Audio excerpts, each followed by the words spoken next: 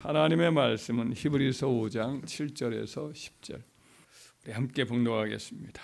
그는 육체에 계실 때에 자기를 죽음에서 능히 구원하실 이에게 심한 통곡과 눈물로 간구와 소원을 올렸고 그의 경건하심으로 말미암아 들으심을 얻었느니라.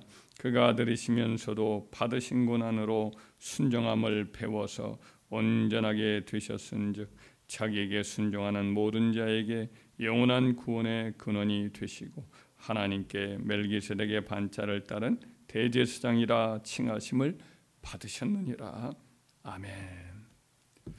오늘 본문의 말씀은 이제 히브리서 저자 사도 바울이 예수님께서 멜기세덱의 반차를 따르는 대제사장이 되신 일에 대한 설명을 하는 대목입니다. 아론의 후손 제사장 가문은 영원히 이제 하나님의 영원하신 하나님의 부르심을 따라서 그 자손들이 혈통에 따라 대대로 제사장 직임을 감당을 했는데 우리 구주 역시 하나님의 권위로 하나님의 주권적 권위로 특별한 부르심을 받아서 이제 대제사장직에 취임을 하셨습니다. 예수님은 인간 제사장과 달리 죄가 없으신 분이셨기 때문에 백성을 위해서 속죄제를 드리지만은 아론 자손들처럼 자신을 위해서 속죄 제물을 드리는 그런 제사를 드릴 필요는 없었습니다. 하지만 죄가 없다 할지라도 그것으로 죄인들을 구원하고 그들을 돕기 위한 대제사장 직임을 온전히 감당할 수 있는 것 자격을 다 갖춘 것은 아니었습니다. 인간 제사장들도 성전에서 제사장 직임을 감당하기 위해서는 이제 30살이 될 때에 이제 그 제사장에 취임을 해서 그들이 이제 제사장 직임을 감당하지만 그러기 이전까지 선배 제사장들로부터 계속적인 훈련과 그런 교육을 받아요. 이와 마찬가지로 예수님 역시 온전한 대제사장으로 이제 하나님의 일을 감당해 나가고 인간을 구원하고 또 택한 백성들을 중보하기 위한 그런 일을 위해서 예수님조차도 계속해서 배워가셔야만 했습니다. 예수님께서 영원한 대제사장의 직분을 온전히 감당하기 위해서 그가 배워야 할 것들은 참 많았던 것 같습니다. 그래서 이로 인해서 그가 겪었던 많은 고난들이 있습니다. 인간의 연약함을 예수님은 인간으로서 하나의 몸을 가진 인간으로서 경험을 하셔야 했고 인간의 육신의 한계를 그가 또 겪어야만 했습니다. 질병과 육체적 연약함을 경험하셔야 했고 또 배고픔, 목마름도 경험을 하셔야 됐고 또 잠을 주무셔야 활동할 수 있는 육체의 한계도 예수님이 경험을 해야 했습니다. 인간의 마음속에 있는 외로움, 슬픔, 또 쓰라림, 실망감, 미움과 사랑의 감정들도 겪으셔야 했습니다. 또 인간의 동료로서의 어떤 기쁨과 든든함, 또 그것을 또 이렇게 뒤집는 배신의 쓰라림, 아픔, 슬픔도 경험하셔야 했어요. 선동에 쉽게 휩쓸리는 대중들의 심리적인 변심도 겪어보셔야 했어요.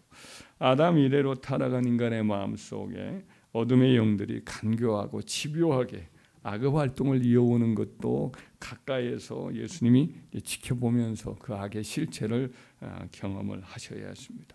인간 세상의 정치, 경제, 문화적 풍조의 세태 속에 타고난 인간의 심성이 어떻게 그 세상 풍조에 물들어가는가. 그래서 결국 이 세상 풍조의 아들, 딸로 굳어져서 정서적, 정신적 혹은 의지적인 한계에 인간이 묶여버리는가. 이것도 가까이서 보셔야만 했습니다. 그래야 그들을 위해서 한 마음이 되어서 공감을 하고 그들을 위해서 간절하게 기도해주고 그런 한계와 육체적인 한계, 연약함, 죄성의 강력한 속박에서 그들을 벗어나도록 도와주고 또 진리가 주는 생명과 또 진리가 주는 어떤 자유와 생명의 풍부함에 이르도록 그들을 힘있게 또 끈질기게 싸워서 그들을 또 깨우쳐주고 건져주고 인도할 수가 있기 때문인 거죠. 그렇기 때문에 예수님이 이제 구주 예수님을 세상에 보내실 때 태어날 때부터 평안하고 안락한 환경에 태어나게 하지 아니하시고 또 그런 환경 속에 자라나게 하지 않으셨어요. 처음부터 아주 가난한 집안에 태어나게 하시고 낳자마자 이제 마구간에 태어났어요. 그리고 구유에 그 몸을 눕히셨어요. 태어난 지 얼마 안 돼서 그를 죽이려는 헤롯 왕의 칼날을 피해서 그 연약한 몸이 서둘러서 밤중에 일어나서 보호자인 요셉과 마리아의 그 손에 이끌려서 이제 애굽 땅으로 망명 생활을 해서 거기서 또 몇 살이 되도록 은둔 생활을 해야 했습니다. 헤롯 왕이 죽고 난 후에도 그의 육신의 보호자들인 요셉과 마리아는 아기의 생명에 대한 위협감을 계속 느껴서 갈릴리 바다 서쪽의 한 농촌 마을인 나사렛 동네에 정착을 해서 아무도 모르게 눈치도 못하게 그렇게 이제 은둔 생활을 하는 거죠. 그래서 예수님이 30살이 되도록 그곳에서 이제 예수님이 함께 생활을 하면서 목수였던 요셉을 도와서 목수일을 돕고, 어머니 마리아는 또 요셉과 더불어서 여러 아들들을 낳아요, 딸들을 낳아요. 그들을 돕는 그 오빠로서의 또 형으로서의 일을 묵묵히 감당하고, 또 주변의 이웃들도 역시 이제 지켜보면서 인간의 희로애락을 예수님도 경험을 하셨던 거죠. 그러나 그것만으로 다 된 것이 아니었기 때문에 대제사장 직임에 취임하는 인간 대제사장이 취임하는 그 30살 그때 이제 주예를 시작을 하셔요, 예수님이. 근데 그 이후에도 역시 세상에 나와서 그가 사역을 하는 그런 사역의 과정에 말씀 사역, 치유 사역, 또 제자 훈련 사역, 이런 일을 시작한 이후에도 고난이 계속해서 예수님을 기다렸습니다. 종교적인 유대인 사회를 당시 장악하고 있었던 사람들이 사두개파 사람들, 그리고 바리새파 사람들이었습니다. 그들은 자기들의 종교적 주도권을 예수님께 뺏길까 봐 전전긍긍하면서 예수님을 시험하에 넘어뜨리려고 사람을 보내어서 시험을 해요. 감시를 해요. 사사건건 시비를 걸어요. 분봉왕 헤롯 왕 안디바도 이제 세례 요한을 잡아 자기가 죽인 다음에 그 심리적인 불안이 늘 있는데, 그래서 예수님도 늘 감시를 하면서 기회만 되면 잡아들이려고 하는 그런 위협 세력이 되었습니다. 예수님의 선발했던 12 제자들을 많은 점에서 부족했어요. 그래서 예수님의 가르침을 쉽게 깨닫지는 못했습니다. 일일이 예수님이 설명을 해줘야 되고, 또 그들에게 이런저런 가르침을 하면 제자들이 바로 알아들어야 되는데 엉뚱하게 해석을 해서 예수님의 속을 태웠습니다. 제자들은 예수님의 가르침을 진심으로 배우려 들지 않고 서로 제자들끼리 또 서로 경쟁을 하면서 세상적인 성공의 야망을 꿈꾸곤 했습니다. 예수님께 밀려든 민중들 역시 예수님의 가르침을 잘 알아듣지는 못했습니다. 예수님께 담대하게 따르기보다는 바리새인들 눈치를 보면서 그 중간에서 갈팡질팡하는 그런 모습을 보였습니다. 그래서 예수님은 이런 수많은 장애, 시험, 자신의 육신의 한계 속에 맡겨진 사명을 감당하기 위해서 늘 하나님 앞에 엎드려서 씨름하는 삶을 계속해서 살 수밖에 없었습니다. 오늘 본문 말씀 7절에 보면은 그는 육체에 계실 때에 자기를 죽음에서 능히 구원하실 이에게 심한 통곡과 눈물로 간과 성을 올렸고 그의 경건하심으로 말미암아 들으심을 얻었느니라, 이렇게 말씀하고 있는데, 직접적으로는 이 기록이 이제 겟세마네 동산에서 마지막에 땀이 핏방울이 되도록 하나님 앞에 십자가를 지게 해달라고 매달리는 기도를 여기서 이제 지칭하는 것이기도 하지만, 그의 생애 전체가 그의 공생의 전체가 바로 이러한 기도로, 간절한 눈물의 기도로 점철되었던 것을 가르친다 할 것입니다. 그렇게 예수님은 이 세상에 태어나시면부터 시작된 고난이 자기 백성들에게 배신당하여서 골고다의 십자가에 죽으시는 그 고난의 절정이 이르는 그때까지 매번 고난 그 자체였던 고난의 사람으로 사신 거죠. 이러한 고난은 예수님께서 인간을 구원하시고 인간을 돕기 위한 그와 같은 대제사장 직임을 온전히 감당하기 위해서 절대적으로 필요한 것이었습니다.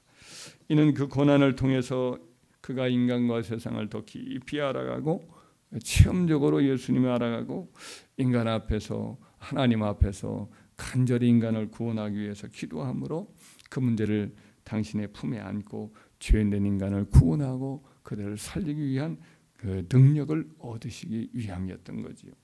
그렇습니다. 만일 예수님이 태어나서 죄가 전혀 없어진 그분이 멋진 환경에서 편안하게 사시면서 그의 능력을 발휘하고 설교 사역을 통해 사람들 다 아무런 어려움 없이 깨우고 그렇게 아무 고난이 없었다 한다고 한다면 사실은 그의 대제사장 능력이 부족했을 것입니다. 그는 숱한 고난을 통해서 하나님께 순종함을 배워서 하나님께 그의 사역을 감당할 수 있는 모든 능력, 지적인 능력 혹은 영적인 능력, 또 인격적인 능력 혹은 많은 능력들을 그 고난을 통해서 하나님께 씨름하는 가운데 그 대제사장의 사명을 감당할 수 있는 능력을 얻을 수 있었던 거지요. 그것이 이제 8절과 9절에서 설명하는 내용이에요. 8절 9절 한번 같이 읽겠습니다. 그가 아들이시면서도 받으신 고난으로 순종함을 배워서 온전하게 되셨은즉 자기에게 순종하는 모든 자에게 영원한 구원의 근원이 되시고.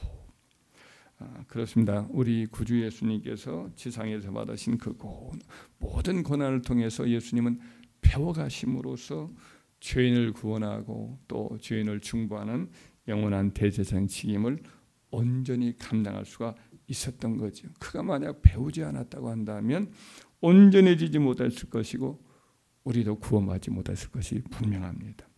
이렇듯 죄가 없이 태어난 우리 구주 예수님께서 태어난 후에 십자가에 못 박히실 때까지 계속해서 배우는 가운데 성장하시고 또 온전해지심으로 이렇게 우리를 구원하셨다고 한다면 이제 우리는 죄인으로 태어났지요. 그리고 죄악에 이 가득한 이 세상에서 자라났지요. 죄의 영향 아래서 오랜 습관이 물들어 있단 말이죠.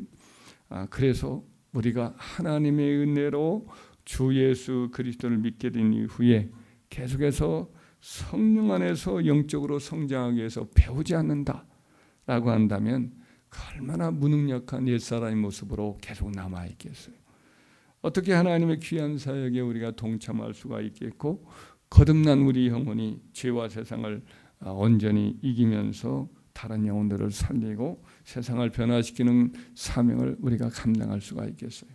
그래서 우리가 주님을 기억하면서 주님이 끝까지 그 고난을 통해서 하나님께 계속해서 순종함을 배워감으로 온전하게 되신 것처럼 우리도 은혜 가운데에서 영적으로 성장하기 위해서 덜 배워야 하는 줄 믿습니다. 우리에게 이 배움의 길이 주님 안에서 영적으로 배움의 길이 힘들고 어렵겠지요. 예수님도 우리보다 훨씬 더 어려운 더 충격이 많은 거친 예수님을 향해서 다가오는 영적 시험, 또 세상의 시험, 또 사람들의 시험, 여러 구세주로서의 더 많은 시험들이 있었지만은 그걸 위해서 예수님은 늘 배워가려고 몸부림을 친 것처럼 기도하면서 몸부림을 친 것처럼 우리는 그만큼은 되지 않지만은 그러나 예수님을 본받아서 그처럼 우리도 계속해서 배워나가야겠다 결의를 다지고 또 더 많은 성장을 위해서 우리가 열망을 가져야 할 줄 믿습니다. 우리에게 다가오는 이런저런 고난을 우리가 맞이할 때 왜 이런 고난을 내게 주시느냐고 원망하기보다는 그 고난을 통해서 하나님이 내게 주시고자 하는 더 성장이 있겠고 온전한 그 필요가 있는 것들을 이 시련을 통해서 이 고난을 통해서 이 시험을 통해서 내게 이걸 배우게 하는 공과구나라고 생각하고 그것을 잘 인내해서 그 공과의 훈련을 교훈을 레슨을 잘 받아서 또 준비되어서 또 필요한 또 시험을 또 이겨내므로 계속해서 온전히 성장해 나아감으로 주님께서 우리를 통해서 하시고자 하는 일들을 이루고 또 우리가 잘 준비되어서 또 온전함을 이루어서 주님 앞에 서는 그날에 잘했다 칭찬받는 저와 여러분 되기를 주의 이름으로 축원합니다.